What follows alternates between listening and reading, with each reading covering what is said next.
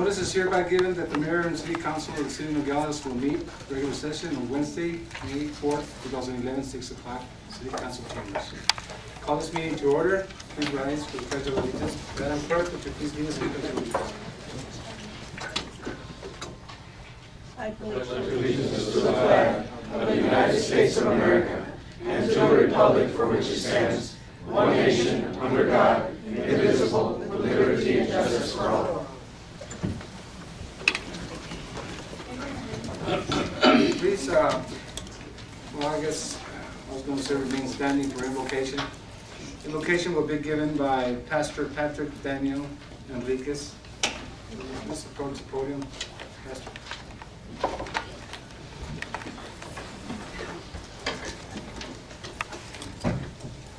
Thank you, Mr. Mayor. My name is actually Raul Daniel Enriquez. Whoops, Patrick. Sorry about that. Let's bow our heads together in prayer. Most gracious Heavenly Father, we approach your throne of grace with thanksgiving and praise. We thank you for our city. We thank you for the leaders that you have given us. We thank you for the freedoms we enjoy and the prosperity we have received. Today, as this council begins to undertake the solemn and sacred duty of conducting the business of the people, we ask for your help. Your holy word instructs us to pray for those in government, as government is instituted by God and these leaders are in their respective positions because of your sovereign will. We beseech you, O holy God, that only righteous and honest and God-fearing men and women will lead us. We ask for divine wisdom and understanding, and that the touch of your grace rest upon these council members and all who will participate in this meeting. May unity, respect, justice, and selfless service be the spirit of this government. We ask that you bless Nogales, bless our homes, our churches, our schools, and businesses. Today we recognize you as the sovereign Lord of all and declare our need for your help in our city and government. Help us, we pray. We ask this in the most holy and powerful name of Jesus Christ our Lord. Amen. Amen. Thank you very much.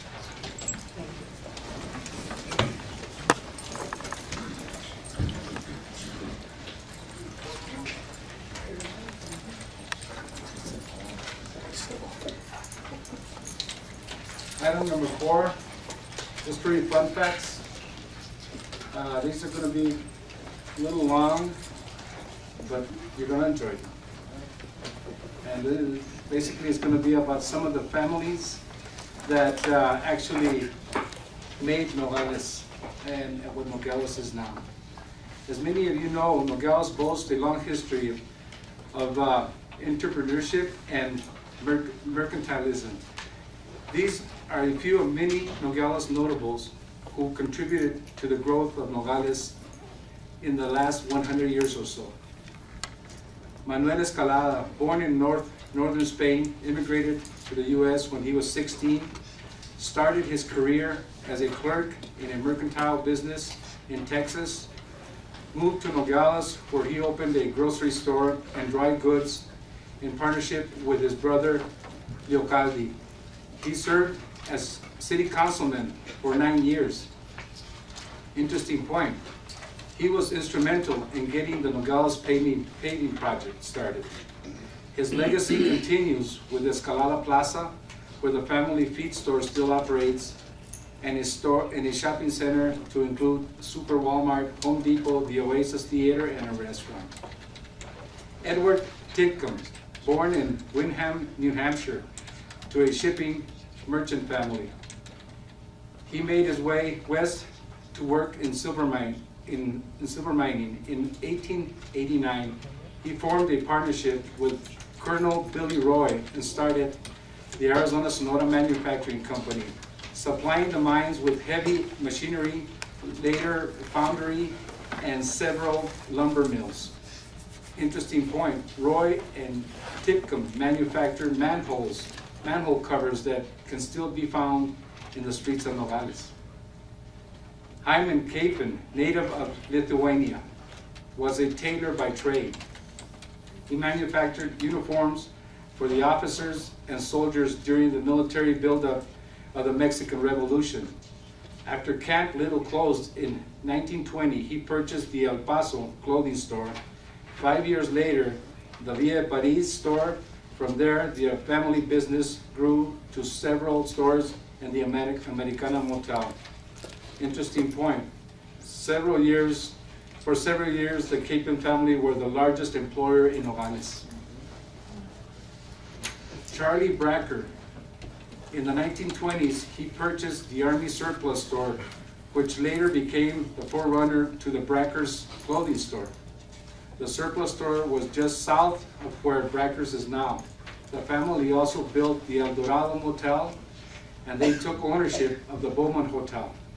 They now own 2 stores in Nogales and 1 in Green Valley. Interesting point, Bracker's is the only department store left downtown that still has its original look as when they turned it into a clothing store several years ago, which include the beautiful window displays. Leonilo Larriba arrived in Nogales in 1915, soon opened a money exchange and import business, sold gold and silver to the U.S. Mint in San Francisco, imported coffee, candy, and animal hides to the United States. He died at a young age in 1944. The family opened Larriba's Ace Electric and Appliance Company. The corporation still exists today. They are the owners of Mariposa Plaza. Interesting point, the grandson of Leonilo Larriba, Ken Larriba, after running the family business for several years, pursued his dream of becoming a firefighter. He is now a firefighter EMT with the Nogales Fire Department. Question, and George, you're not in the running. Where the Bracker department store is now, what was the building before? Anybody know the answer to that? Where The Evans Hotel was on top. The Al drugstore? Pomeroy's. I'll give you a hint, it was a hotel. The Evans Hotel. Or maybe before that, or after that. It was another name. Time. Blue Bar, you remember? Anybody else remember? Yeah. Corona? No, I don't. George? Originally, it was the Evans Hotel, And and later? later, I believe it became the Brickwood. Told you, George always has them. That's the answer. That's the answer, the Brickwood Hotel. Thank you very much. Okay? No, he should be in the Historical Society. Yeah, those are- But it was, I guess the Evans, but I was right. That part I didn't know. But there was before. Oh, There was 2 answers to that one, huh? another thing you didn't know, Was that? when the Sun Life turned 21 that day, we had beer there. That was Now, let me put that down. That's a good one. Okay, call to the public. We have one, Mr. Varona.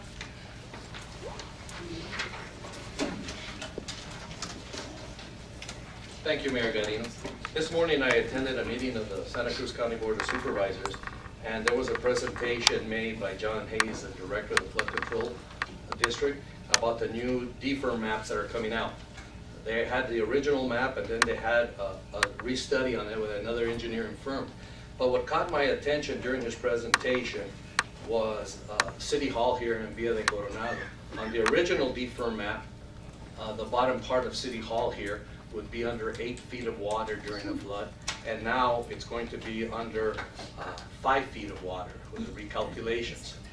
What I just want to bring up to the mayor and council is we have our life support system below this building, and we have our life support system for the community at the fire station.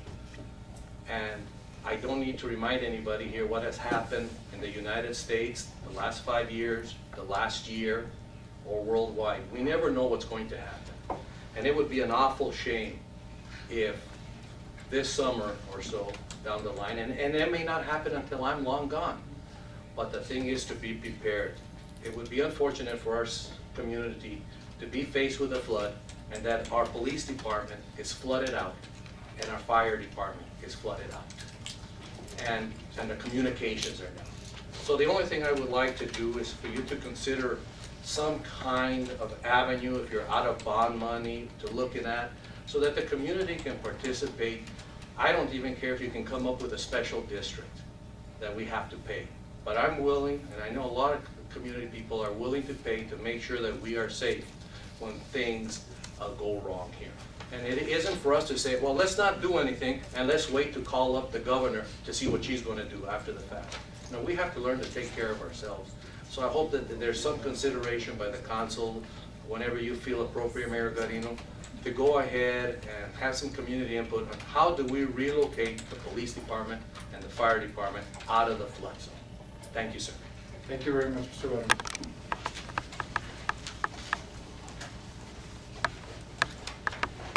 Item number 6, presentation Santa Cruz Regional Partnership Council by Dana Gallardo and Ana Rosas. You're not here? Okay. We'll be putting that aside then, I guess, for a further date. Did you get any, did they change the date on this, or they just, no? You just didn't show up. Okay. Thank you very much. Item number 7, consent agenda. I entertain a motion for items from A through E. So moved. Second. All in favor? Aye. Opposed, nay. The only thing is that I'm gonna, Mr. Dilly, Mr. Machado, is it okay if I read the resolution for item number E, even though we voted?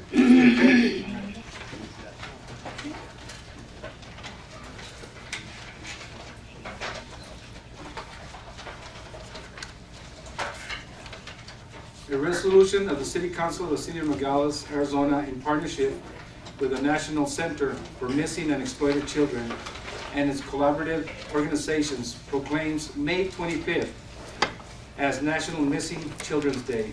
Whereas according to the U.S. Department of Justice, in 1 year, there were an estimated nearly 800,000 children missing. Whereas on average, there is an estimated average of 2,200 children reported missing to law enforcement agencies daily. And whereas 58,200 of these children are victims of non-family abductions, and more than 200,000 are the victims of family abductions. And whereas the National Center for Missing and Exploited Children exists as a resource to help prevent children abduction and sexual exploitation, help find missing children, and assist victims of child abduction and sexual exploitation. These families, their families, and the professionals who serve them. The National Center for Missing and Exploited Children recovery rate has grown from 62% in 1990 and 96% of domestically missing children, but too many children still remain among the missing. And whereas this special day is a time to remember those children who are missing and give hope to their families. Now therefore, be it resolved that in partnership with the National Center for Missing and Exploited Children and its collaborative organizations, the City of Nogales proclaims May 25th as a National Missing Children's Day. Therefore, be it further resolved that the City of Nogales urges the participation of local government, law enforcement, schools, community-based organizations, families in the protection and education of all individuals about child abduction and sexual exploitation, appropriate protective measures and ways to respond and seek help from law enforcement, social services, and National Center for Missing and Exploited Children. Therefore, be it further resolved that the City of Nogales, Arizona encourages all individuals to take 25 minutes to help children stay safer. Therefore, be it resolved by the City of Nogales, Arizona, that May 25th, 2011 is set aside as National Missing Children's Day as part of city's continuing efforts to prevent the abduction of sexual exploitation of children. Thank you very much.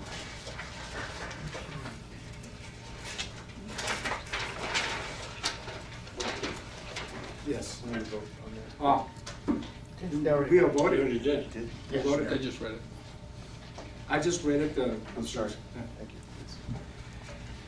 Item number 8, discussion and direction regarding the organization planning of 2011 4th of July special event clubs. Do I have a motion on this?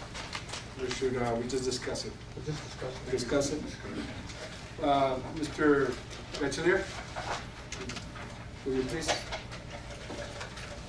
Don't support him, sir.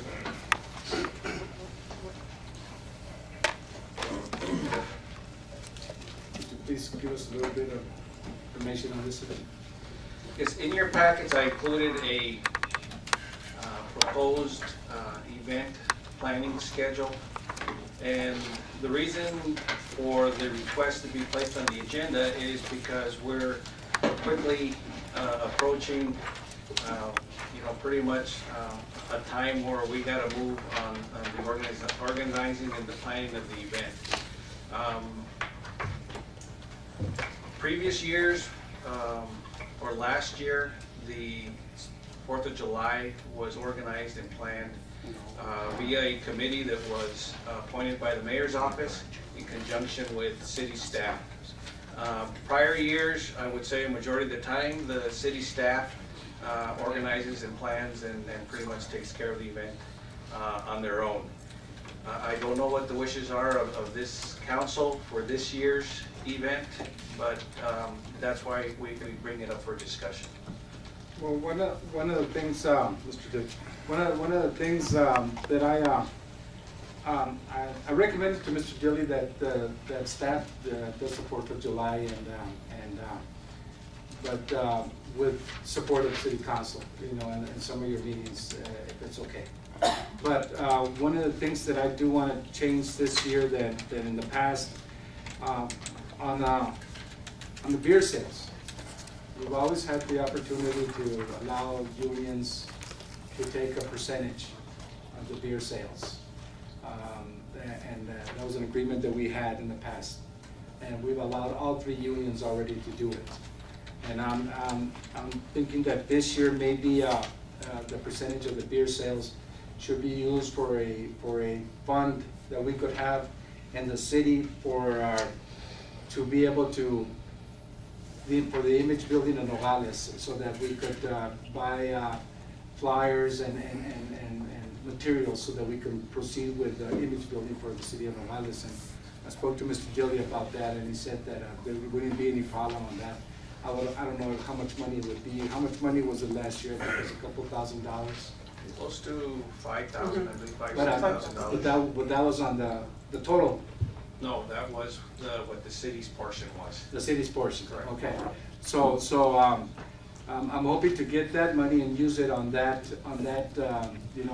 because as you know, as we are right now, we don't have a fund that can assist us on that, and I think that could be put into the fund that we plan to create for the bumper stickers and the flyers for the city of Nogales. So that's one of the reasons that I think it'd be good for staff to do, and I believe you already took care of the fireworks, Mr. Kissinger. That's been taken care of. How much of it is in the fireworks? 11,000 again, like last year? Same thing? $11,110. Okay. So, Mr. Mayor, in order for us to have gotten the early bird discount on these fireworks, we have to proceed, but there is a calendar in your packet that identifies a schedule that would need to be maintained in order for staff to successfully move through the process of putting this event on. Yeah, and I would love the council for all of us to participate on the music side of it, like we've done in the past. Are you there? And, yes. No, Okay. passing thought, thank you. Okay. Basically, we want to make sure we keep it family orientated, like we've done, and we need to make sure that that's part of it. But everything else, I believe that should be taken care of by staff. So, is there, Mr. Yes, Mayor, I agree. I think the staff has done a super job whenever they've done it, and I think the staff should handle it all. And they just present to us what they believe should be, and obviously, yes, we should participate in some of the deals, but I think the staff should handle it all. And I think they've run a very, very smooth 4th of July whenever they've done it. Anybody else have any comments? Well, the reporting of all the expenditures and everything like Dr. Rona did last year, I think that's appropriate also. Yes. That way we can know if, how we're doing with the expenditures, especially in the in-kind, because it can go over, like last year, we're supposed to go to a certain amount and we went over it. Well, we have a $25,000 limit on this one, Mr. Dilly, is it? That's a cash budget. Cash, okay. But then in-kind, Yes. put it all the way up to 47. Yeah. Well, we're just gonna have to be very careful on that and. 47? Yeah. Yeah, that's what it was. Yeah. So we're gonna have to be very careful on that and just, you know, the only thing I say is that if there's no need to have that much personnel working out there and we can get probably volunteers from the community to assist on that, you know, it's something that I think we plan to do basically on all the events from now on so that we can keep that down. Mr. Bachiller, that'd be a plus for us. I can't guarantee her that we won't go past the 25,000. But I mean, basically the $25,000 would be for the fireworks, the music, and the stage, I think, isn't it? Basically, those are the high-end, Those are the two largest. the two largest ones. Yeah, Yes. but realize the $25,000 is basically for checks that the city will write for. Yes, those are actual money. We did calculate into the total expenditure for the event, but it actually, you know, the in-kind amount. Yes. It wasn't cash out of the pocket, but it actually was, you know, what the city had to spend. In a way, it's considered cash now. Sure, sure. But So we'll just keep an eye on that and do the council agree to that? To that Yeah. step? Yeah, Mr. Parada? Yeah, I have one more question here. We hit the rotation basis. Whose turn was it this year to rotate? All the We hit the unions got it. I know, we had, Yes. it was CWA last year. Firefighters and the Firefighters, but the police. year before, No, CWA was last year. right. Firefighters, the police before, and then the firefighters Oh, first. So today would have been, this year would have been the firefighters. Firefighters. The police, was it that the way around? Okay. And I think this way we can we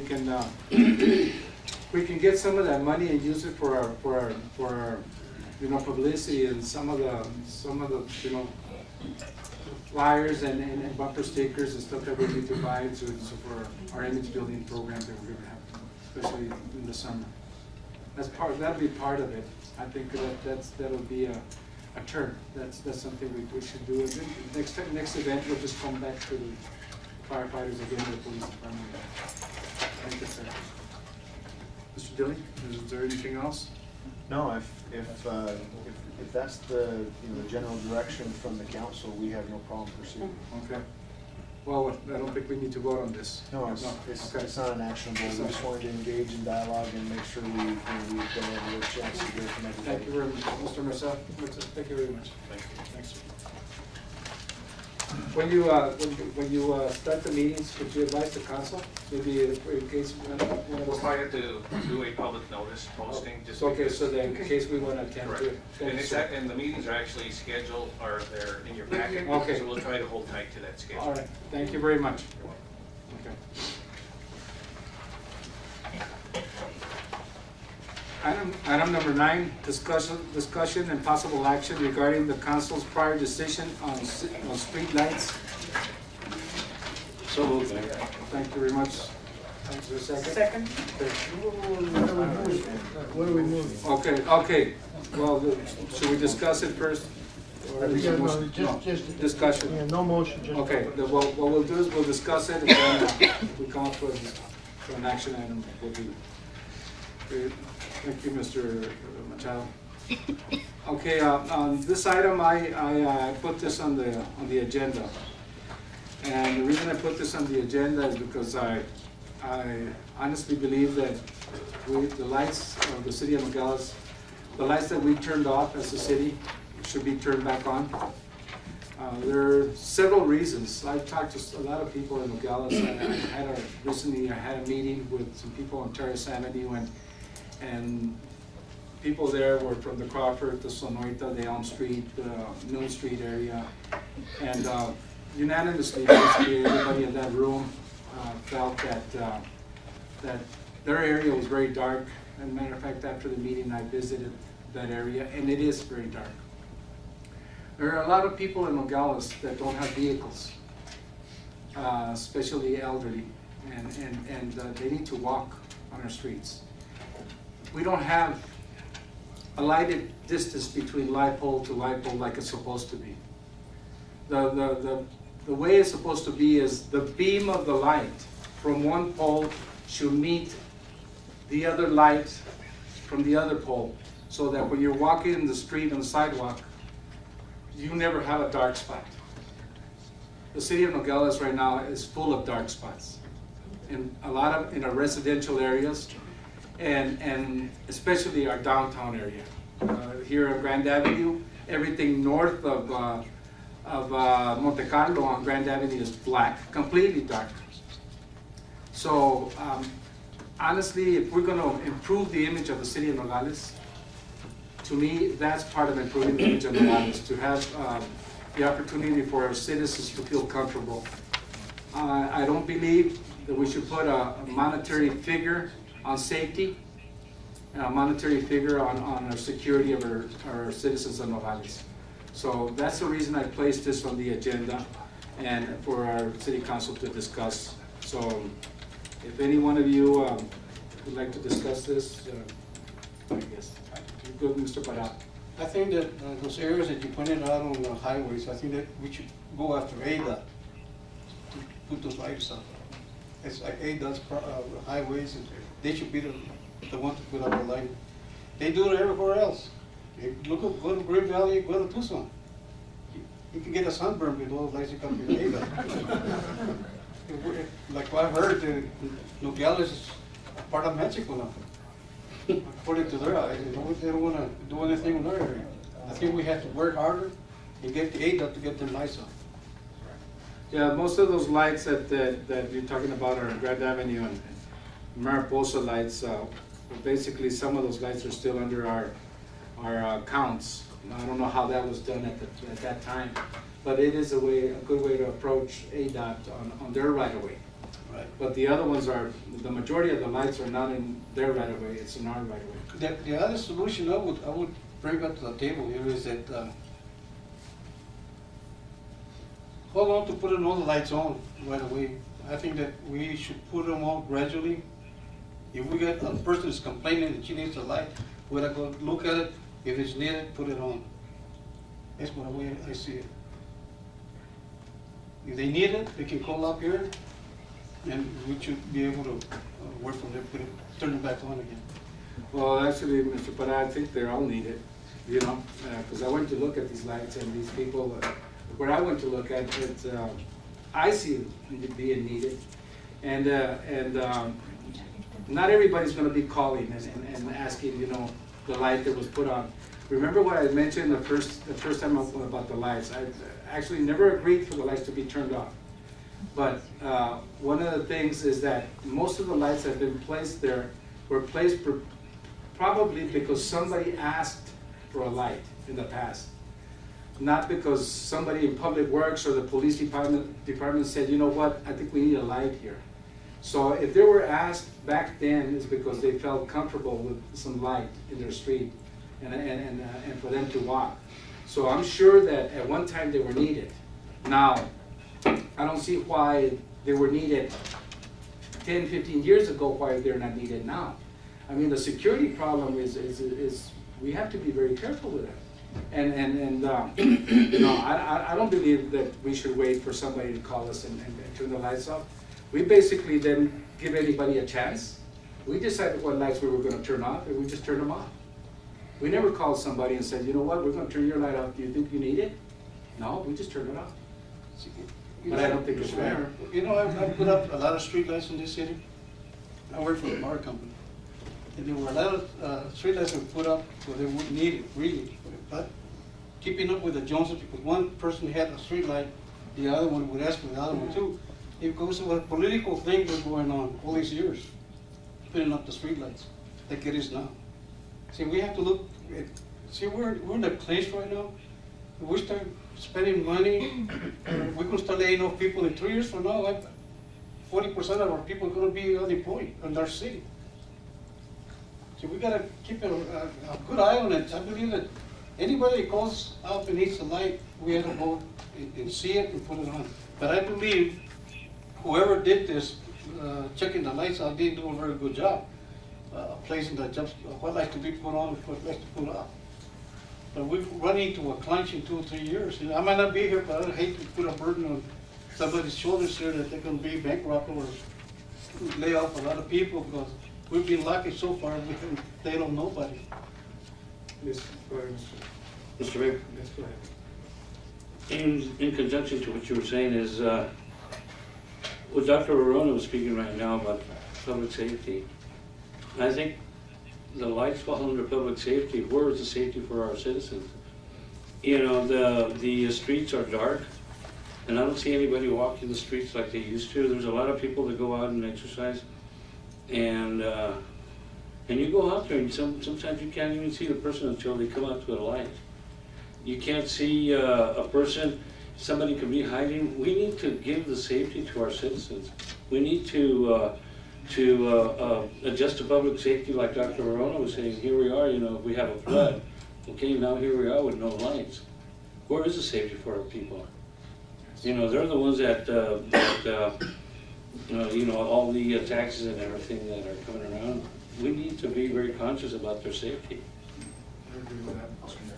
Yes, go ahead, Mr. Judge. I completely understand the tension on either end of this issue. Turning lights off is not something that anybody looks forward to. But as we're contemplating, what gives and what stays in terms of balancing a budget, engaging the very group that we rely on for our public safety to help us in identifying the lights that would create the least impact on our quality of life. This list was generated, and it was a list of about 480 lights. And the police department, in conjunction with our public works department and working with our fire department, went through and based off of criteria, is it going to jeopardize intersections? Is it going to create a safety issue?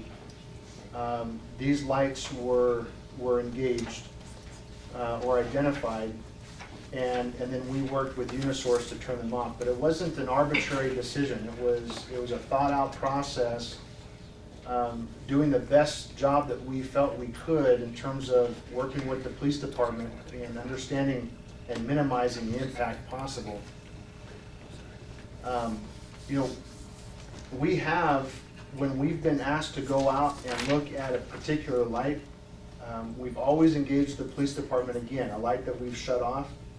We've engaged the police department, we've asked them to go out and reevaluate those lights. Some lights have been turned back on. But in cases where we have found a light that we needed to turn back on, we have tried to find another light to turn off, because we didn't, we were trying to balance a budget, and we didn't want to create an additional budget issue for us down the road. Certainly the city staff, regardless of the decision you guys make, is always interested in working with our general public. If you direct staff to turn the lights back on, by all means, they're going to be turned back on without question. But as I sit here and I look at, if we've turned 480 lights off, how many people are we actually really hearing from on those 480 lights? And is it more practical to take those specific lights one by one and address them? Because I don't think it's all 480. And if we find in working with the public and working with our police department that in fact it is presenting a legitimate safety issue, then maybe we turn it back on with the charge of finding another light somewhere to turn off that isn't in one of these categories of creating a public safety issue. And by so doing, we're maintaining at least the status quo. We were all at the same room a week ago talking about a budget that really didn't have an answer in terms of the HERF department. And that's where these expenses are hitting. Ultimately, at the end of the discussion, the only answer we could find was rating a cash balance in another fund to pay for this, which is just a Band-Aid. And what we're talking about are ongoing expenditures for the city. Powering up these lights, it's not a one-time thing. We're going to expect the same cost next year, and if rates go up, well, so do the price of running these lights. There's nothing, it's not an issue of putting a figure on safety, because that's why we involved our police department, so that we weren't doing that. But I gotta tell you, I mean, there's a lot of communities out there that are actually having to put a figure on safety, and they're having to get rid of the very people that we rely on for this safety, and we're not in that position. And I don't want the city of Nogales to be in that position, which is why I think that we need to be at least maintaining the status quo, and if not that, looking for other ways to maybe even turn off some more lights. I mean, that was one of the suggested options last Wednesday night when we were talking the budget. I would much rather do that than to compromise the city's ability to provide service to the community. Mr. Dilly? So I'm just putting those thoughts out for Mr. Dilly, I don't agree with you. I'm sorry. $40,000 of savings will not put our budget in the red. It's already. You cannot. Don't use the $40,000, Mr. Dilly, please, on the safety of the people and the security of our citizens. It's $40,000 that we're talking about. Okay, and you know, the image of Nogales is more important than anything else. Our citizens are number one. We can't, and don't even think of turning more lights off, Mr. Dillon. I will not agree with that. What are we going to be, living in the dark? Just because we need, if that's the case, why don't we just sit down and discuss the budget more and find other angles, other areas we can cut? We're cutting services of our community, the lights, the security, the safety of our elderly out there, and $40,000. Please don't come up with that. That's not the way we should be thinking. And I think we need to. What I said is, I think we need to turn the lights on, and if my colleagues want to vote on that, well, you know, let them vote whichever way they want to. But I think, honestly, our safety, the safety of our citizens comes first, and the lights is very important. If somebody feels comfortable because there's a light in front of their house, I think that's more important. And how can you say, okay, I'm going to leave this one on, okay, we'll turn this one on because she called me, but then let's go hit this other person across town. It wouldn't be that way. No, because I don't think, actually, like Mr. Parada said, I don't think we did the right study on it to start with, and I don't think it was done to the point that we really discussed, because I remember the one word that was used, one yes, one no. And I can show you places in Nogales, there's 7 lights in a row turned on. And I don't know if they all belong to us or some belong to Unisource, but there's 7 lights in a row turned off right now. Right. That's over the whole block, the whole section so people can't even walk safety in the street. So I know these lights, Mr. Dilly, wait. Yes, sir. I know these lights are not pedestrian lights, they're street lights. Right. They affect the vehicles. If a child runs across the street in the night, Mr. Dilly, between cars, you're not going to be able to see that child. If anything happens, if when the police department is chasing somebody down the street at night, that person can hide from them. I don't know if the police department feels comfortable with all those lights. They might have said to you that they feel comfortable, They but I don't. recommended it to the council. Well, they recommended it wrong because at the time I never agreed with it. I never agreed with it, and you know that very well.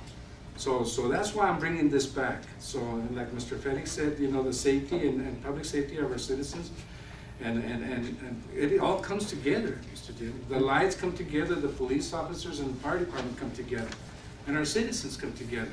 Mr. Mayor, respectfully, based off of that premise, we would need to light up every linear foot of our roads in order to ensure that there is no instance where a driver isn't going to drive on an unlit road. And we're certainly not in that position either.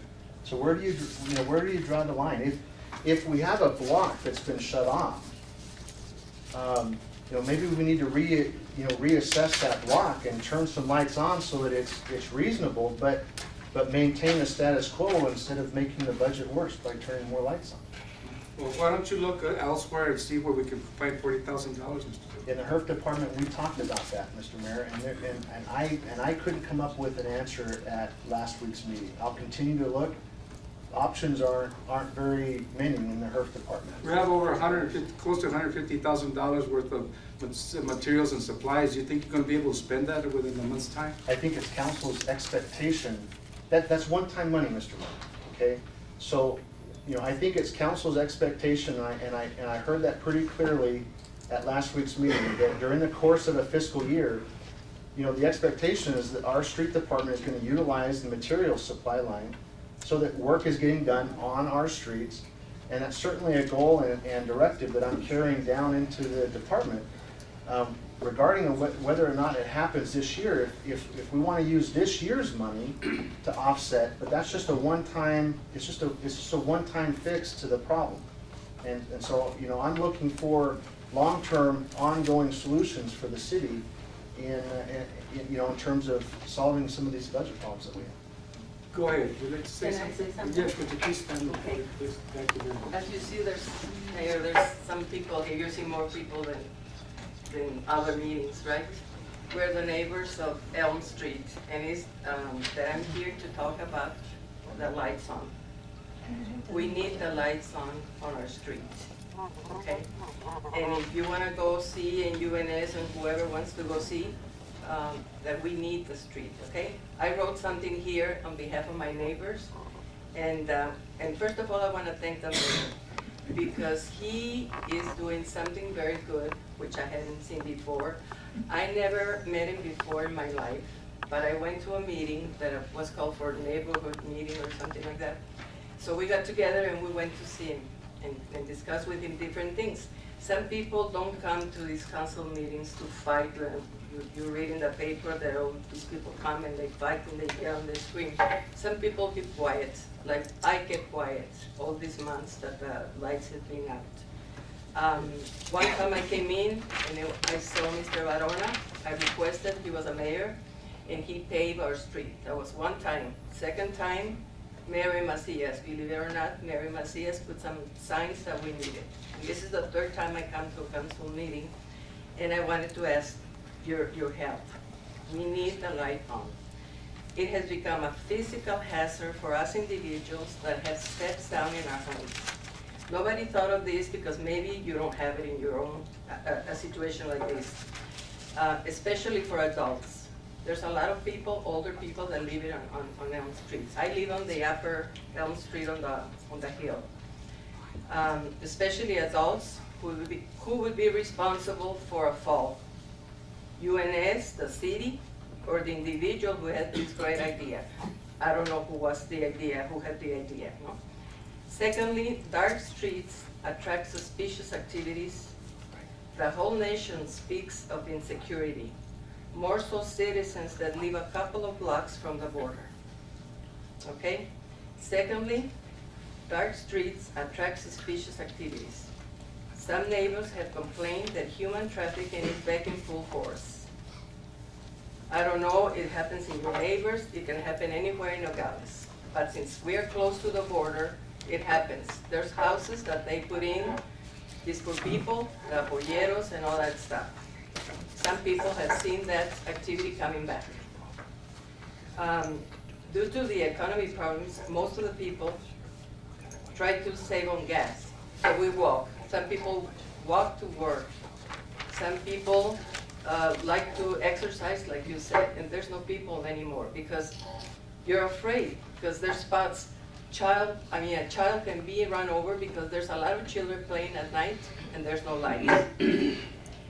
In our neighborhood, there are decent and honest people, like in everyone's neighborhood. we pay our taxes and we're good citizens. We don't deserve to be treated like this, like we're gonna turn off this post and we're gonna turn this post. And that's what they did to mine. I have steps going down. My sister doesn't walk very well, doesn't have good eyesight. What's gonna happen if she falls? Who can I blame? Okay, but I know there's ways. Whoever opposes this request is welcome to come to my house and see. My neighbor across and ourselves, we turn the lights on at night and you can see your feet. But if we turn off the lights, I mean, it's completely dark. You can see clear skies and the stars and everything. I'm sure there's other ways, like the mayor was saying, that you can cut expenses. Equipment reduction in highest paying salaries, I don't think anybody would like that. Like, we don't like to be in the dark. So I really appreciate your help for us. And I have a list of signatures of all the people on Elm Street, on the hill, and down the hill. So I thank you, Mayor, for taking the time and seeing us in that meeting. It was very fruitful. Thank you very much. Okay? We appreciate Thank it. you. Mr. Garcia? I think when we voted on this, there was also the leeway there of re-looking at it, coming back again. Again, I agree with Mr. Parada, I agree with Mr. Dilly. I mean, we just can't, I think all of us are at fault here. I mean, I can tell you, I personally, in past administrations, before I was here, I would call the supervisor and I would tell them, you know, it's so dark out on River Road or whatever, and they would go ahead and they would put up a light for me. Same thing in town. In past administration, everybody would call the politician and everybody would get something. I don't know how many signs were put up. I will tell you, there, on one of my businesses, they turned off 2 of them. I think it was correct. They were put in there because I had requested them 20 years ago. They took them away. It has not made any difference at all. To where I live, they took some away also. Everybody does his best, but I leave my lights on at night, and hopefully that takes care of the situation. But again, if we go back and say, let's turn every one of them on, we don't know how many of those should be on, or are benefiting only one person for whatever. I agree, on Elm Street, I agree. I went on Elm Street. Yes, sir. I know Elm Street very, very well. I mean, my grandmother lived on Elm Street. I cruised Elm Street all my life, I think, so I know Elm Street very, very well. I was there. One light was not working properly, and there was probably 2 or 3 other lights that should be turned on, okay? And the first 2/3 of Elm Street are lit up. After, once you get past a certain point, yeah, they have to have the lights on. But that doesn't mean we have to turn on 400 and some odd lights just to do it. I mean, I think every light should be looked at individually. I mean, we can't go ahead, I mean, at least I can't, and I don't think anybody here should be micromanaging and getting there and taking a look at every light. Now, if our constituents come to it and somebody comes to me and says, you know, take a look at how dark it is here, I will take a look at it. I'm sure Mr. Parada will, I'm sure everybody here will. But that doesn't mean we should just automatically. And again, we go back to what was said by the federal government, you know, spending, you know, $1 billion here and $1 billion there, eventually it adds up to real money. $40,000 here and $40,000 there and $40,000 here, eventually it adds up to real money, and then we got to figure out how we're going to cover that budget. So you know, again, I have had only one person ever tell me, outside of Elm Street, one other person tell me about their light. I went to take a look at it. They really did not need it. After talking to them, they agreed they really didn't need it. But it had been there for so long that they were accustomed to it, right? So I think, I tend to agree that I think, again, we should direct maybe staff to take a look. If any of the constituents come to us, I think that we should look into it, obviously. But I don't think we should just automatically turn on all the lights just because, you know, again, I mean, I can tell you, I'm sure everybody here has asked for something from one of the politicians. And basically, I think we've gotten what we wanted. But that doesn't mean it was right. You know, I had some lights again turned off by the county in some properties. They were right. I mean, you know, those lights were there strictly for actually for my benefit and whatever. And I should have been paying for them, and eventually that's what happened. But again, here again, there's certain areas that it was correct to turn them off. Again, certain areas downtown, I agree, should be turned on. I agree, that's not a problem. But I agree with Mr. Parra, I agree with Mr. Dilly. We've got to look at everything, all of them as an individual deal, and the staff should be directed. If we request for them to look at something, they look at it, and they make the decision. I'm sure if they look at Elm Street, I think they will go ahead and turn it on. I saw no problem on Crawford. I saw no problem on a lot of streets downtown. I saw no problem. The main street was, I agree, was Elm Street, that they needed more lights there. That was the only one I really saw that needed more lights. Right? I can't say that I saw a lot of others that needed more lights. Yes, ma'am. Yes, from the beginning, I did not agree either. I asked her several times not to turn them off. And we're always here to look after our children and the safety of the elders. And I agree that we should turn them off and look for some other space to make up for the 40,000. To me, 40,000 is nothing. Maybe to the city, but I think we have a way of looking into our budget and trying to solve it and help these people, because they are the ones that put us where we are. They are the ones that elected us for us to look after them. So I agree with the mayor, and I agree with Councilman Felix. Mr. Lopez?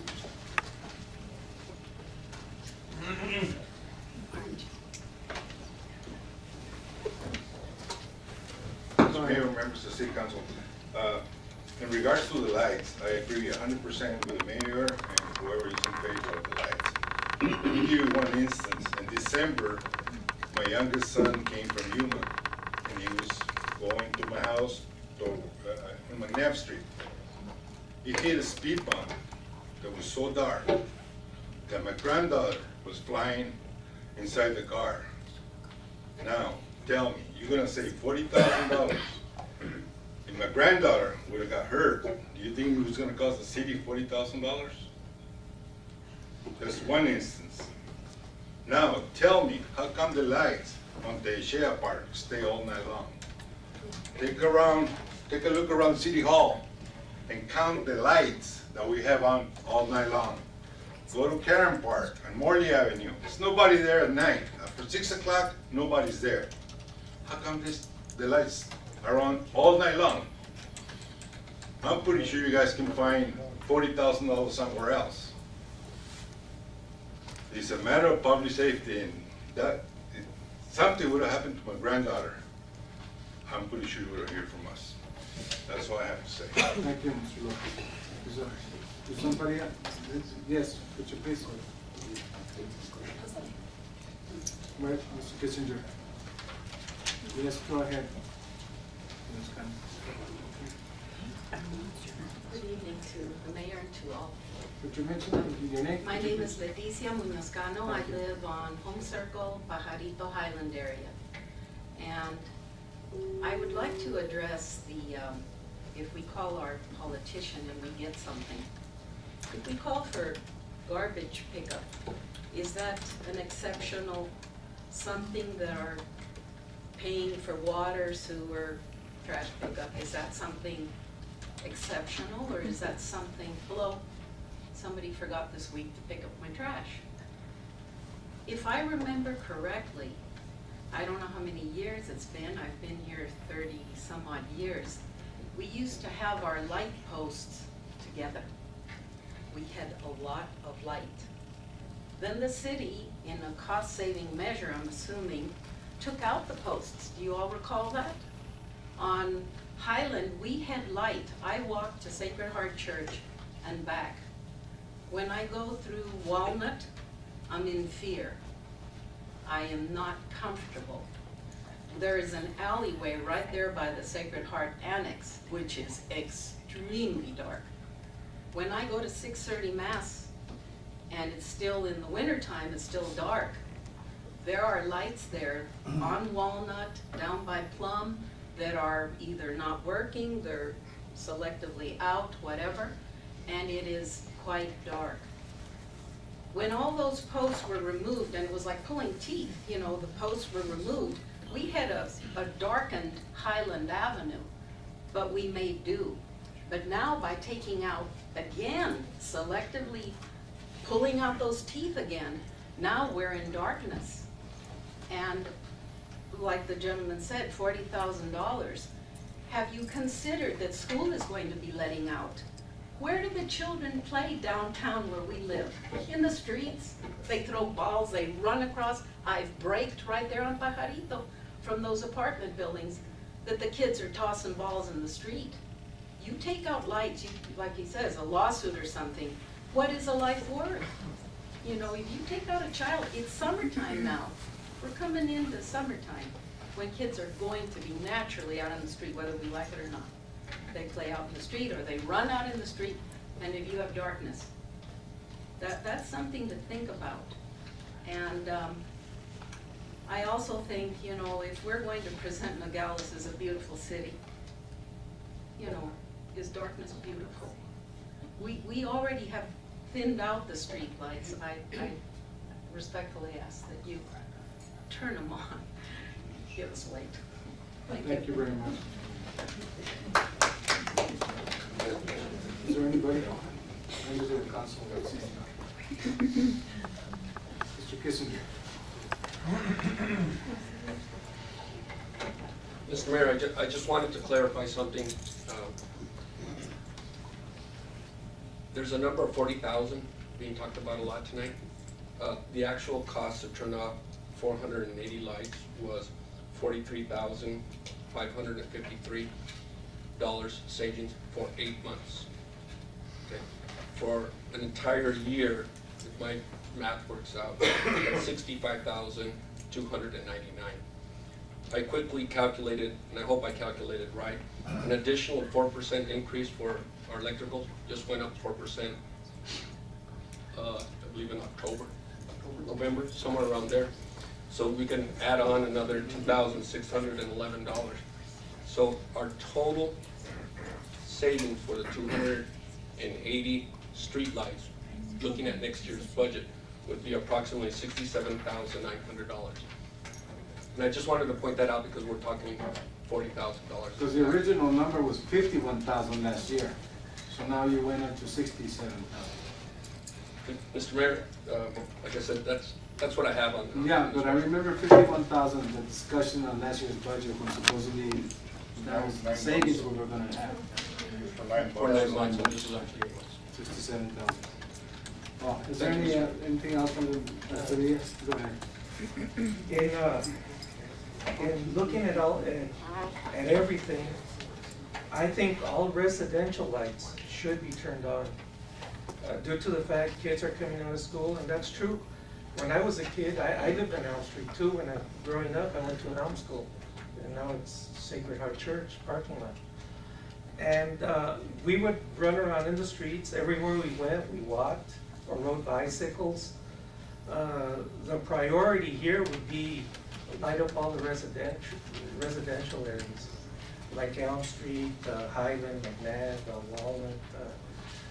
Because people, back in the day, people would go out on the porch, sit on the porch, watch the traffic go by, watch the kids play, and it is very important to turn the lights on. I wish we could turn all the lights on, but if there's not enough money in the budget, at least turn on the residential areas where kids play, where old people live, and make it as safe as we can for them.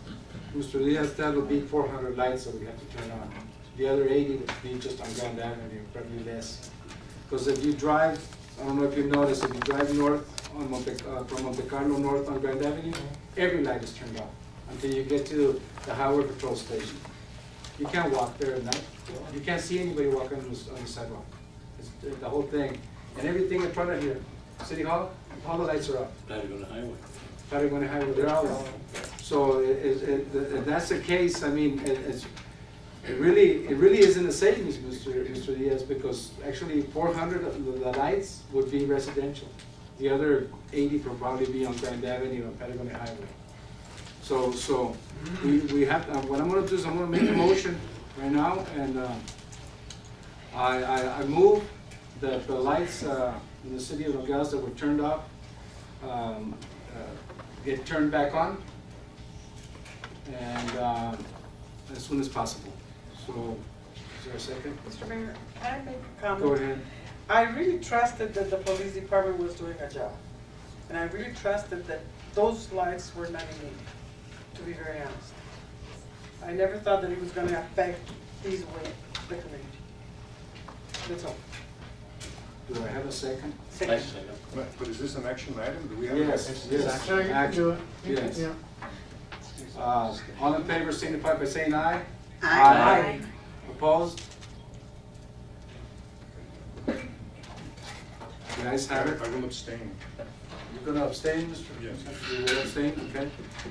The ayes have it. Thank you very much. Thank you, Mr. Mayor.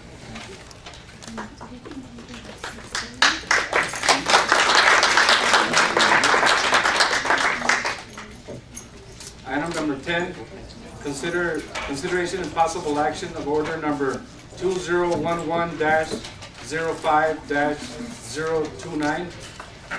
Mr. Mayor, Go ahead. I move to approve order number 2011-05-029. Second. Thank you very much. Discussion? Go ahead. I saw Mr. Corey here. I think if he can give us a little explanation where this is. Perhaps, Mr. Mayor, is Juan here? Why don't we have Juan come up and? Go ahead, Mr.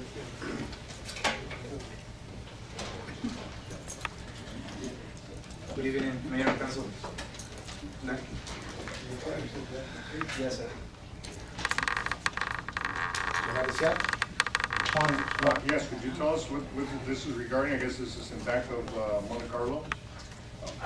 No, this is at Gold Hill Road. At the end of Gold Hill Road is Silver Hill. There is a private road there that this water main is feeding some properties at the end of the Silver Hill. Silver Hill Road. Where is Silver Hill Road? Behind. That's as soon as you start driving up, Oh, behind Wilson Road? yes, right there. Oh, okay. All right. So is this for development or?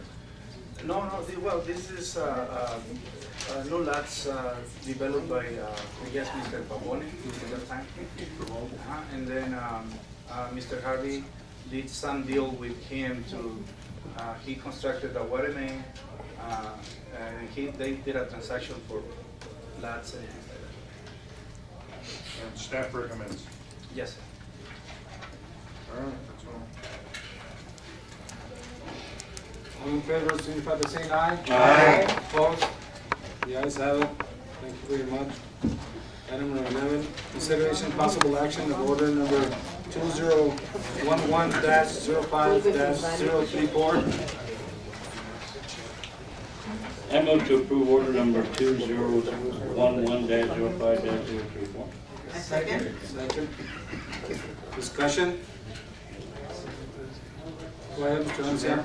Yeah, you know, I think this has come before. I think 3 years ago, 4 years ago, we voted no, and then later it was reversed here. I've often asked this is in, I've often asked for a financial statement from the Chamber of Commerce, and I have never received one. I know that it's a nonprofit. They should be made available.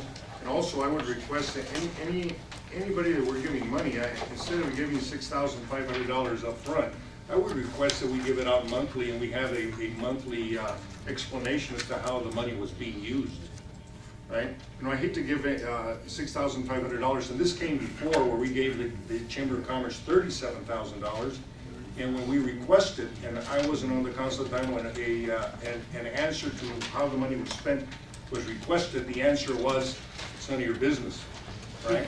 So I would request that even if we do agree to pay the $6,500, that we pay it on a monthly basis. We get an explanation as to how the money is being used, and I would request also that we get a financial statement, which should be made available to us by any nonprofit. Anybody else? Mr. Mayor, Go ahead. our economic department, we don't have one. Chamber of Commerce is the only one that we have, and we need to go out there and start helping them out. Not because of what Councilman Henderson is stating, the $37,000 that was given at that time and it was used improperly. Let's not blame the people that are there today, and they're trying to do a good job at this point. And I think that what they need is a push. Yes, I agree with him that we should need a report, but I think that the money should be given in one lump sum, and the report come in. But I think everybody needs a helping hand, a push, like everybody's been asking lately, and we don't have any reports from anybody else. So why don't we get reports from everybody the same way they're asking from the chamber? If we're gonna be doing for one, I think we should do it for everybody else. I agree.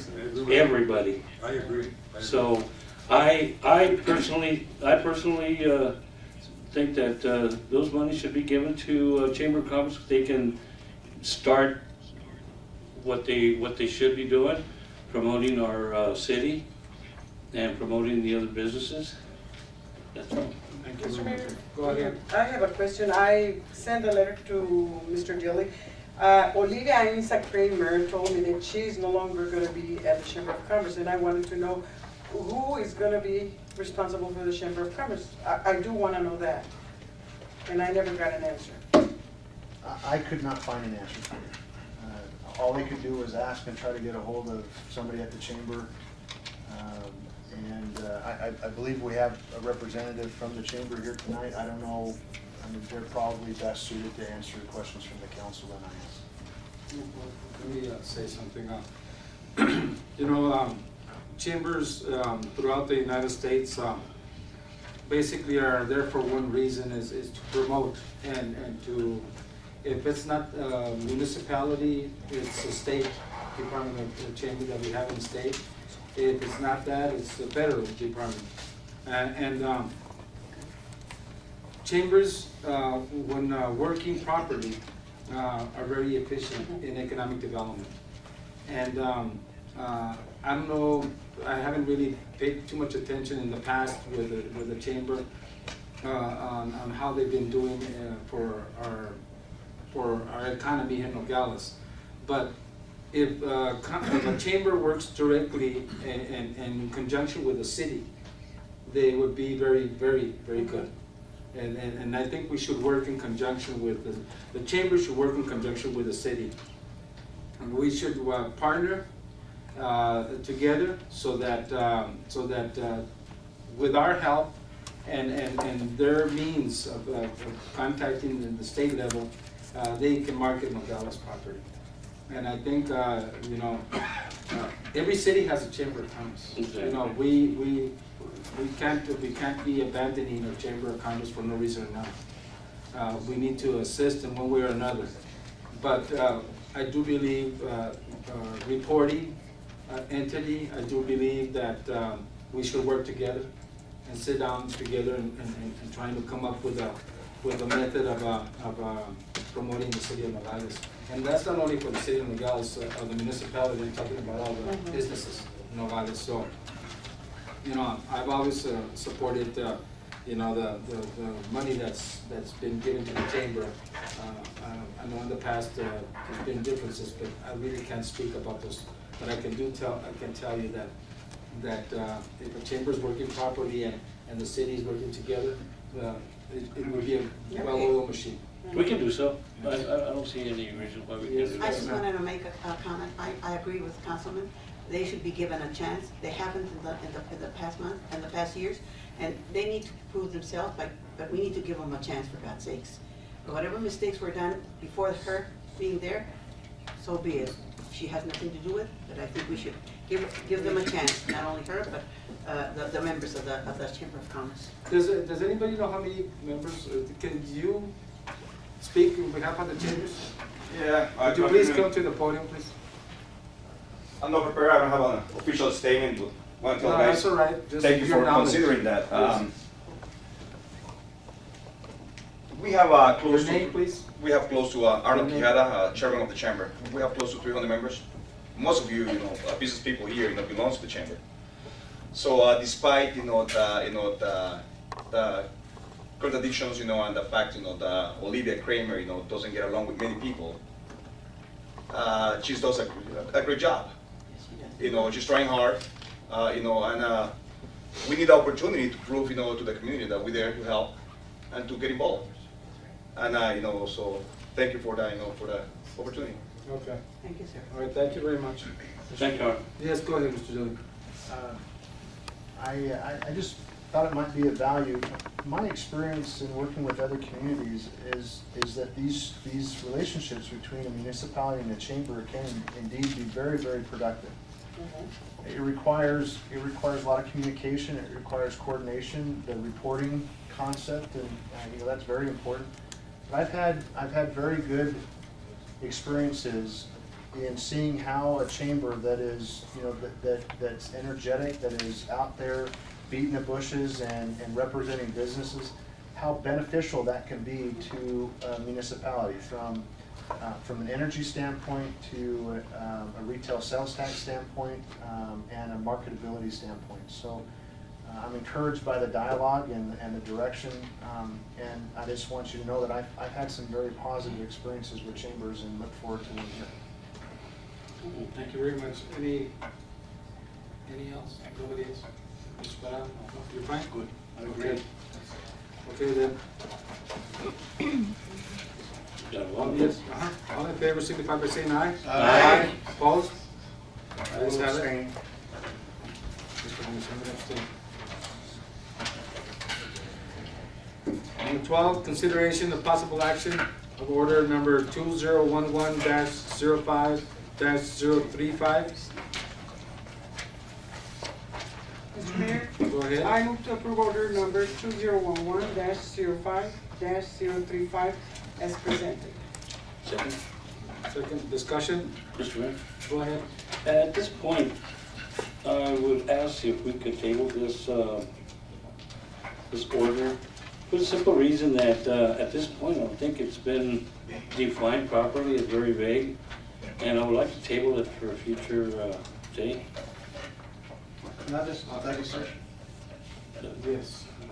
Would you, can we, from a motion, we have to? Okay, well, there's a motion on the floor, so there has to, the motion to table trumps. So you have to have a motion to table, a second, and you vote on the motion to table. Okay, is there a second on the motion to Second. table? There is.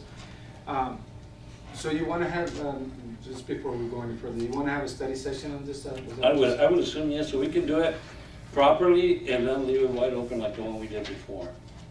And that way we can dot the i's, cross the t's, and all that good stuff. Okay. Okay. So at this point, Mr. Take a vote on the motion to On the table. motion to table. Okay. Well, hearing any other discussion, all in favor, signify by saying aye to table. Aye. Aye. Opposed? You guys have it. I'll table it for a third date. We'll have a, well, hopefully, I plan to have a study session this coming week. Okay. But, that's if we can agree to it. And then maybe we can put this on that same study session. Thank you very much. Item number 13, consideration and possible action of order number 2011-05-037. So moved. Mayor. Second. Discussion? Thank you very much. All in favor, signify by saying aye. Aye. Opposed? You guys have it. Item number 14, discussion and review of city manager's performance evaluation. This matter will be discussed in executive session pursuant to Arizona Revised Statute 38-431.03 A and 1. Your motion to go into executive session? I have vote, just motion or vote? We need a vote, I mean a motion. A motion. I move to. Second, all in favor, signify by saying aye. Aye. Opposed? We're going into executive session. It doesn't matter.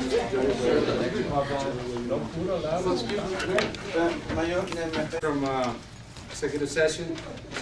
Item number 15, consideration and possible action on order number 2011-05-036. I need a motion to defer.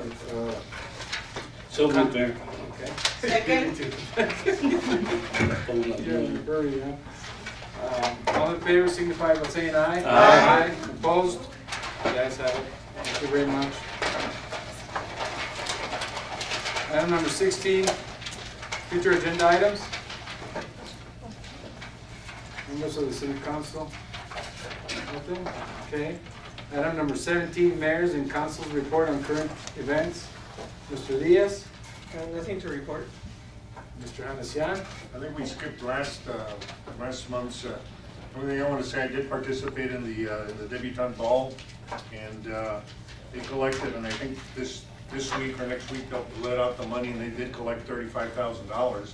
I did want to bring the brochure, but I keep forgetting the brochure. Maybe next month I'll bring it, just so you can see the girls that were in it, and the girls vote on who to give the money. Like I said, it was a little under $35,000, and they do give it out strictly to charities here in Nogales. Could they donate it for the city lights? No city lights, no city lights. Mr. Parada? Yeah, last week I gave out, the American Legion Post 23 gave out 2 awards to the ROTC program. One award was for the military excellence, the other one was for scholastic award. And they had a real good program going. I wish everybody would attend it next year. And we also had a councilwoman from Maricopa that came down with us. She's very interested in the Iowa because they heavily depend on the Santa Cruz River, and they keep on contaminating our river. It's going to affect them. So we gave her a tour along the Nogales Watch, all the way to the border, and as far up to Rio Rico, and give her all the information, showed her where the line running and so forth. And she was very interested in it. She's going to get together. I hope she gets together. We are going to get together with the League of Assistant Towns so they can push that project with us to help us on it. Thank you very much. And then I was invited. Hey, I'm learning something here.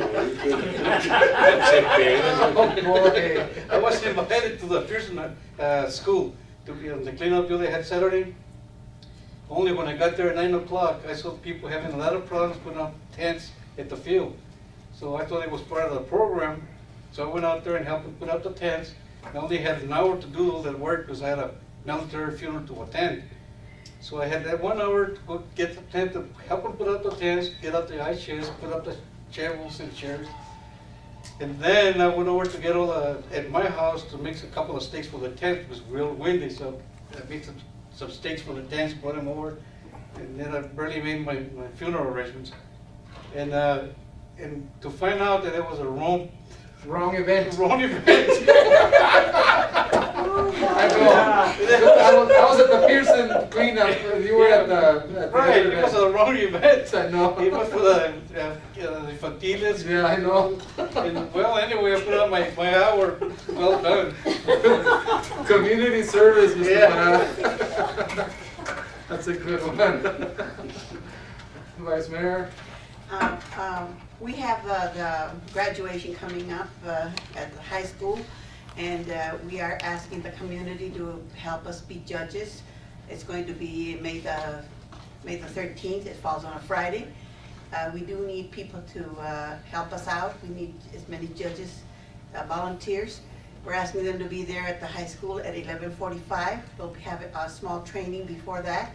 We want to start at 1 o'clock. Last year we had 40 rooms and we didn't finish until 5 o'clock. This year we're going with 60 rooms and we expect to be out of there by 3:30. So if anybody is interested, please call me and I will jot you down and I will let you know exactly.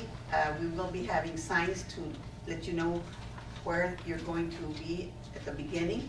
And so I would appreciate it very much. We've done it year after year. It's been very, very very good. People have responded tremendously. The city has really helped me out. The Border Patrol, the Highway Patrol, the Police Department, the Fire Department. I mean, but I still need about 20 more persons to help me out. So if anybody is interested, please just give me a call. That's it, sir. Thank you very much. Thank you. Just for Vice Mayor, I know you had invited me and my wife to be part of the judging. I know my wife's gonna be able to attend, but I found out today that Mr. Felix and I, on the 13th, we have to be in Wilcox for the Seagull meeting. executive I am board not gonna meeting. excuse you. I'll be sending Kathy to help you out. Well, I just, if you can't make it, fine, just let me know with enough time so I can get somebody to replace you. You No know, problem. we got the packet yesterday, actually, so we were Okay. talking about the drive to. Well, it's good Wilcox. to know, because that way I can replace you, but if you can't make it, no problem, I have no problem, I Thank you very, appreciate it. thank you very much, Ms. Mayor. Okay, yes, we helped the fashion show that was for St. Andrew's Church. It was roughly 70 kids participated, and it was really an experience because everybody, a whole bunch of volunteers helped, and it was really a good event, and it's something that they really need the money. I also went to the Consulado Mexicano for a conference about Mexican Revolution. We attended in Nogales, Sonora by special invitation from the mayor of Nogales, Sonora, the Fiestas de Mayo grand opening celebration at the auditorium. I helped with the Clean City, Healthy City to the mayor's program. We were also having the Fiestas de Mayo Junior Queen selection at Diamond House. 9 participants were there, and it was a full house. It was really an experience. We also attended yesterday the Women's Club to honor Mary Lou Saenz, who received a Woman of the Year award. And again, I'm inviting everybody for the event we're having Saturday from 5 to 10 at Pearson. It's for the Fiestas de Mayo. You're all invited. We are going to have a lot of fun. That's all. Thank you very much. Mr. Felix? I've got ditto on of the councilwoman that came from Maricopa with Councilman Parada and Diaz. You know, it was a very good meeting that we had. It was for about 4.5 hours, and she left with a lot of information that she's going to be helping us in with other people down the line, down the Santa Cruz River. And then this past week, we had the EBT meeting. We're working on the budget.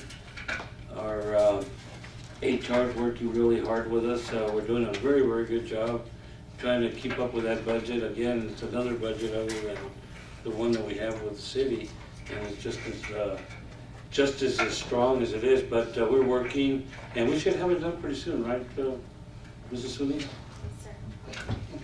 And that's it. Thank you very much. Well, I've got a long list here, but everything that Mrs. Lopez said, I attended that plus this. So I attended the press release of the Ready Lane presentation by the CPP and Dickens City Port of Entry. Spoke at the Leo's Club to the Lions Club members. Attended the Young Audience presentation from the National Board members. Attended the Wade Carpenter Middle School Teacher Talent Show. Went to Washington, D.C. to speak at the National NDN Conference, which went very well. Performed the presentation of the Fiestas de Mayo candidates. Went with the U.S. Border Patrol, where they gave me a presentation on Operation Detour, the program for helping kids in their schools to prevent getting involved in drug dealing or transportation of illegal drugs. Attended Young Audience's youth performance of Electrified Your Strings. Spoke at the Neighborhood Watch Group at Elm Street. Residents in conjunction with NCD and Mariposa Clinic. Attended the visit with Congressman Grijalva at the Santa Cruz County WIA, which was very good too. Attended the Fiestas de Mayo youth event presentation. Kick off my Clean City, Healthy City with PBHS students. The one that Mr. Parada missed. Same time, across the field. Attended the cutting of the ribbon of the Fiestas de Mayo celebration in Mexico as invited by Presidente Municipal de Nogales, Sonora. And we initiated the Clean City, Healthy City event with Nogales PD Explorers, Leo's Club, and the Girl Scouts, which was very successful. And you didn't get to see the trash bags, Mr. Dooley, but we left them in front of City Hall so you could see them.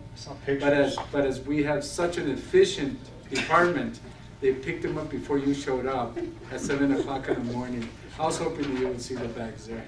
But, it was very good. Actually, the Pearson School students, they picked up close to 100 bags of trash, all the way from Walnut to Pajarito area, the McNabb area, Plum Street, all that area. So, Mr. Parada, you would have been a perfect event there. And then the one we had this, the Green City Happy City on Saturday, there was close to 100 bags on that one too. And a lot of graffiti abatement that was done by the police department. So I'm very proud of the police department and the explorers. They did a great job.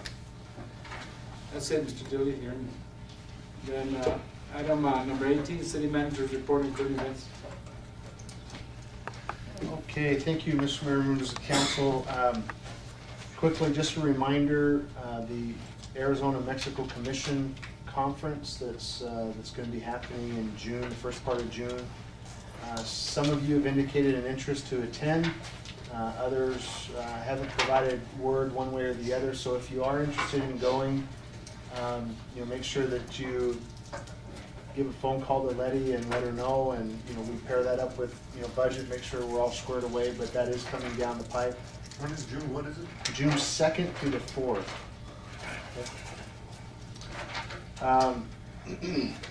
Want to let you know that the police department has been successful in identifying a consultant to come in and do the needs assessment that we had talked about earlier in regards to their operational needs.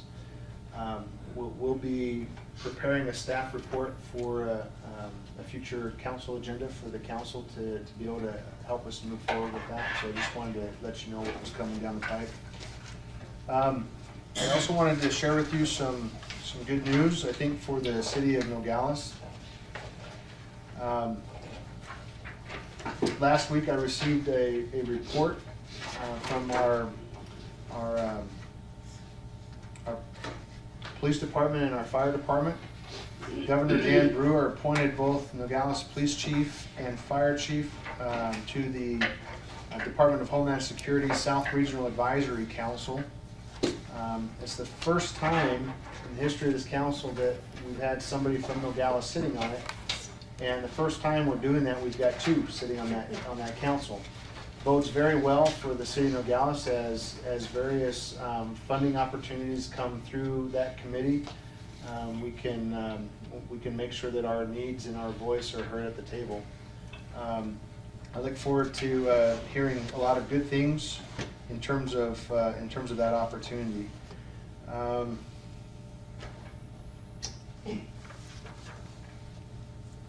Just wanted to remind the council, not that you've forgotten, but this is a public statement more than anything.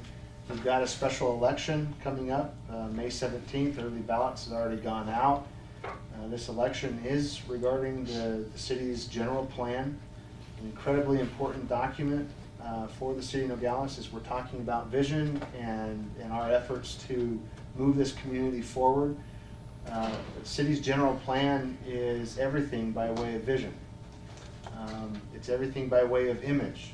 It may not be the perfect plan, but the plan can change and is expected to change over time through various amendments. So I urge the council to, whenever you have the opportunity to rub shoulders with your constituents, remind them of the importance to get out and vote, to become educated on the issue. We've got copies of the general plan available at the library here at City Hall. It's also, I think, PDF'd on our website, so that they can see it and feel it and absorb it and understand its potential for our community. Again, May 17th, a big date. Staff has been out beating the bushes. We've been at various community groups, much like we did with Home Rule, in terms of getting the word out. And so any kind of help we can get from the council would be appreciated that way. I know that I'm meeting tomorrow with Mr. Rivera of the county to discuss further details on the potential for a library district. There'll be other things talked about, obviously, but that's the principal thing, and as soon as I get more word, I'll pass it along to council. I was wondering if we could get the Chief Robles up here just real quick. I know this morning And yesterday, particularly this morning, that we've had a lot of smoke in the area. Just to give a quick update on the fires that are going on and where we stand today relative to those fires. Good evening, Mayor and Council. I've been updating City Manager Mr. Billy on this. And I extended a couple calls this weekend just to let you know how it was going. The Bull Fire, which was the one west of us, it's about 5 miles west of us, was the one that was really concerning us. Right now, that fire is about 95% contained. There's a fire right now in the Sonoita area, which is about 90% contained. The third fire it's about 30 miles south of Nogales, Sonora, and Imuris. And yesterday, I don't know if you noticed, there was a big plume of smoke in the afternoon, and then when the winds picked up, that's what caused all the smoke to come north, and that's what we saw today. But it's about 30 miles south of the border. So, as we speak, I just sent another forwarded to Mr. Kissinger and Mr. Dilly some information out of U.S. Forest Service, and those are the numbers that I got. I also gave you some pamphlets, and I left them so you can read, and it's something that I want to put as in our billing, in our water bills, something that we want to send out for everybody in the community. And then we got some pointers on the back, but there's another one here that I also included, and those were numbers from last week because I was receiving calls from the school district, and they did postpone a few events at the high school, Junior Olympics and baseball games, and I have been talking to ADQ about our air quality, and if you can see those 3 days where we were at the moderate range. You know, if you peek out right now, the air quality is it's a lot better than it was this morning, and you know, with the cold weather, the atmosphere will take that smoke down. So you'll probably see it more in the morning than you will towards the afternoon. So.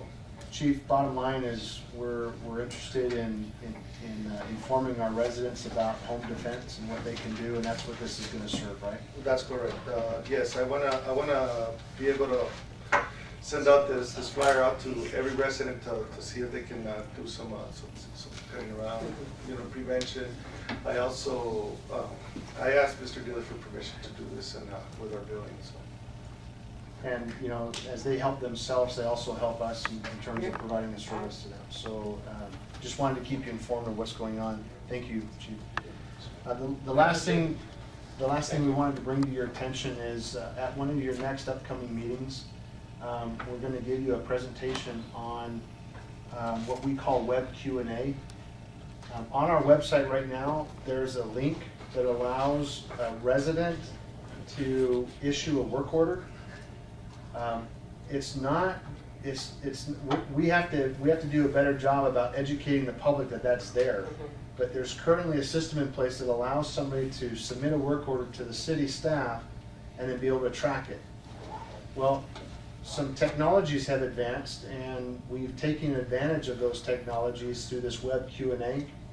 It's a beefed up work order processing system that's going to be available to the general public as well as to us internally, council and staff, in terms of putting a work order out, tracking its progress, and if the work order isn't being pursued as it should be by staff, then the issue gets escalated to the next supervisor. If that doesn't remedy it, then it gets escalated to the next supervisor. Ultimately, it gets to me if it's not resolved. So it's a way of helping. It really is a tool for staff to be accountable and to be able to track and account for all of the work orders that are generated, whether it's initiated by the general public or us internally. So we're going to give you a quick presentation on that in one of your future upcoming meetings. It's a great advancement in helping us to provide a better customer service to the public. Finally, Mr. Mayor, members of the council, wanted to let you know that in an effort to enhance our abilities to provide service, I wanted to recognize one of our own employees in an accomplishment. I think it's a great accomplishment. In our water department, Mr. Rudy Heredia, I think I pronounced his last name right, he recently received a grade 4 in water distribution. And it's the highest grade you can get in water distribution. No small feat by any stretch. Those tests are pretty comprehensive and pretty complex. So I wanted to let you know that that's a great asset to the city as we are under new regulations from ADEQ and how we have to operate our water and sewer. And this one's particularly with water, so I wanted to just pass that along to you. That's it, Mr. Mayor. Thank you very much. This meeting is adjourned.